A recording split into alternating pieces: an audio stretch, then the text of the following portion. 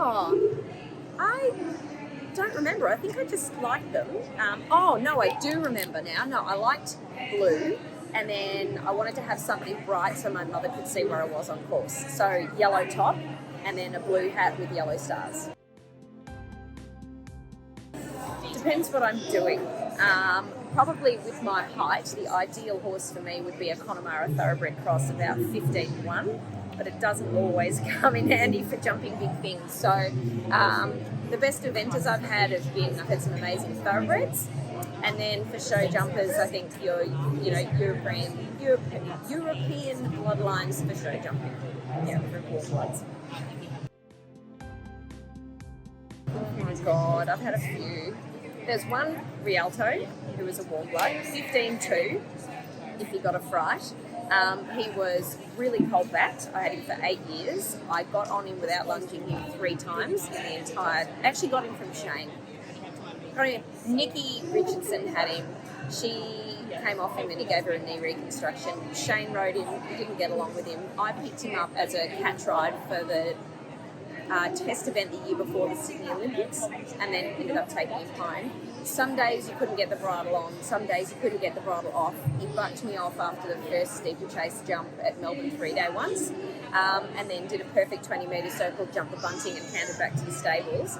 However, I ended up with him doing advanced eventing or 4-star press or whatever it's called, and FEI level dressage. So I got to the point where I decided that one of us was going to die or win, and the odds were against us. So I thought a dressage career would suit us both, and so I got the opportunity to school Grand Prix movements, and for that I will be forever grateful to him and his quirks. Diesel had 2 microchips in there, one that belonged to him and one that belonged to another horse. So Nikki tried to say, look, I'm happy to swap you for the other horse if you like, and you can take the papers for the horse called Another Biscuit and we'll have Diesel back. So I had to make sure I had the right horse. Depends on the season. So in the winter they're stabled and they're in from about 4 p.m. until 8 p.m. 8 a.m. the next day, and then they're out in a paddock during the day. And then in summer when it's dry, they are generally out 24/7. Sometimes at night though I bring them into a covered yard just for their own security, and they actually quite like being inside and they're with other horses. Yes, Otto, the horse I took to Sydney. Thoroughbred, very hot, incredibly bold, a difficult horse to manage, but an incredible horse. And he was the one that, in a way, forgave all of my mistakes because he was pretty crazy. But yes, if I had him now, I might not want him. So maybe it was a good idea I had him then. You'll never leave the feeling. Every time I go to SciAx, where the Olympics were held, I get all of those vibes straight back again. And it's funny, it has this incredible familiarity to it. We'll forever have those memories. Yeah.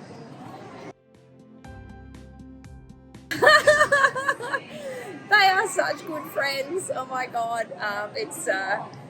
It's a really great friendship that we all have, and it's funny, we're all in this individual sport and essentially competing against each other, but when it comes to being a top-level competitor, we've all gone from rooster to feather duster more times than anyone can ever imagine, and the support that we get is fantastic, and I know both of them well enough now that I can go and ask their opinion on a course or a jump, and I know exactly what they'll mean by saying that. It's not like I'm asking someone that I don't know, and they are incredibly helpful. And Shane and Nikki have lent me horses for catch rides, like at Sydney Royal. I rode 2 of their horses in their 6-bar and another show jumping competition, and whatever they say they are, that's exactly what they are.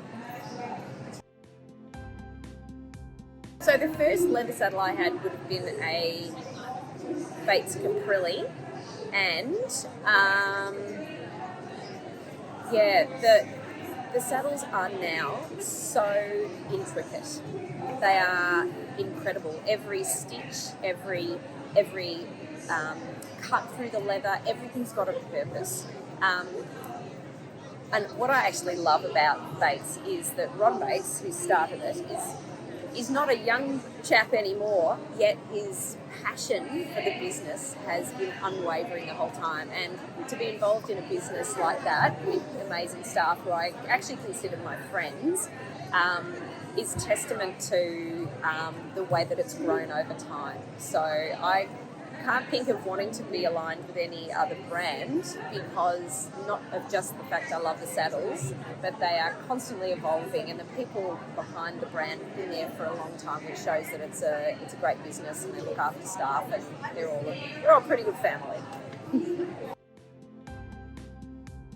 Okay, so the Victrix is flatter, and it's flatter in the under the knee as well. I rode in the Elevation forever and absolutely loved it. And then when I sat in the Victrix, I realised that the seat feels a little longer, a little flatter. The knee at the front, the whole thing in the Victrix is just more close contact, I would say. Probably more as a straight show jumping style. But in saying that, I evented in the Victrix very happily, and it all just comes down to the balance. They're both beautifully balanced. No, I don't have a backup brand. No, I would never have a backup brand. Why would I need a backup brand? I don't know how many Bates saddles that I've had over the years. I just want to say that, and I feel very fortunate that each of my horses has been privileged enough that it's been able to have its own saddle, so I can take out any issue with saddle fit. So it's never Bates. Never has that excuse that the saddle doesn't fit right for the behaviour, so I know it's my fault. I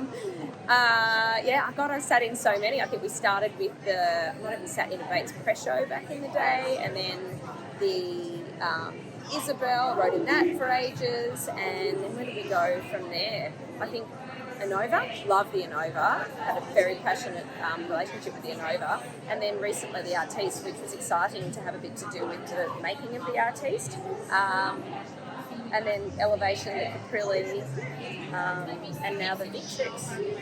Lots, so many. Oh, and the pony ones. I have a pony Elevation and a Bates pony saddle, which I can still squeeze my bum in, and if I have a pony, they need a saddle. Oh my God, the beautiful blue ones. Oh my God, I'm so spoiled. No, I don't. And look, I always look after them. They get wiped down after they're used. If anything has sweat or mud on it, they always get cleaned. But no, I have never worn one out ever.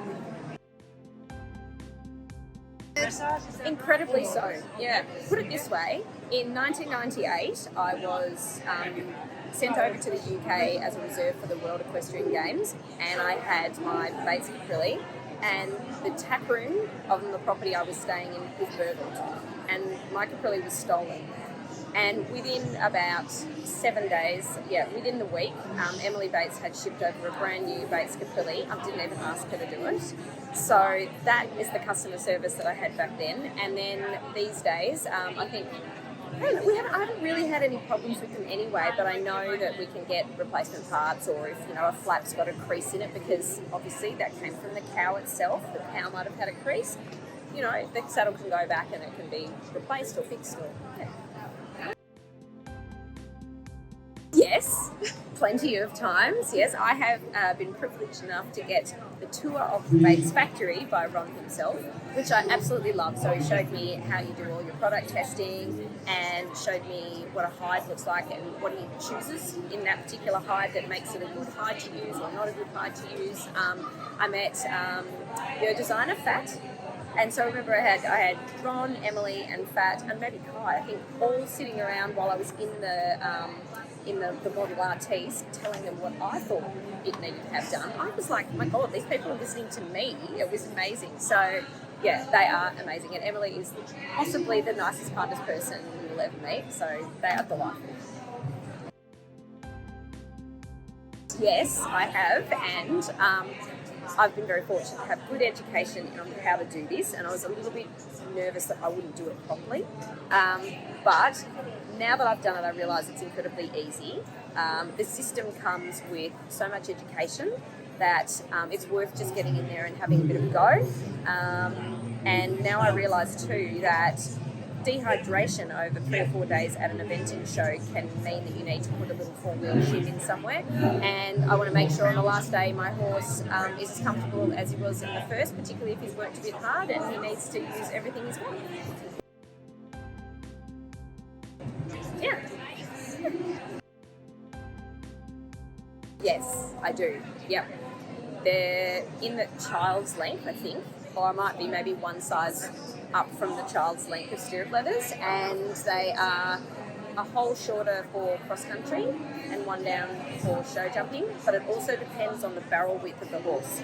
So something that is wider, I think I try and have my stirrups maybe down a hole because my legs don't quite get all the way around, and it depends too if they're a little bit strong sometimes as well.